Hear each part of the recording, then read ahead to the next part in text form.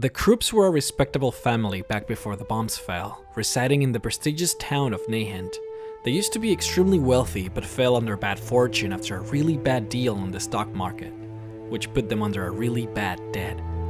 The debt crippled the family so much that the name Croup started to lose power, and soon enough it would be long forgotten. And then the bombs fell.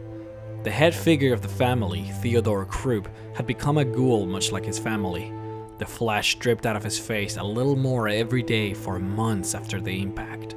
You see, Theodore had prayed for something to wipe off the debt from his family, but not this. He'd rather had worked at a blue-collar job than see his face disfigured like a monster. At least his family had survived the blast. What Theodore soon discovered, however, was that his family had become something less, something primal and even feral. His family had become that which others hunted, for amusement or survival. The interesting thing, however, was that his family wouldn't hurt him. Him looking like them, they somehow ignored him, whereas other feral ghouls would attack anything else on sight. He locked his family down in the basement of his estate, as he was repulsed at the thought of having to kill them. And in there he taught them as much as he could.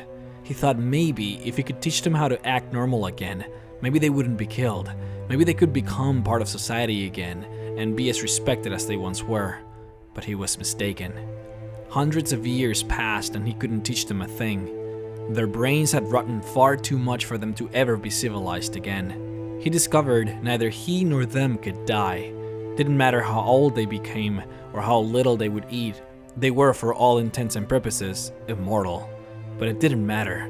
Without his family and his fortune, he was nothing. Frustrated at the thought of his aunt not learning anything, he smacked her in the head one day.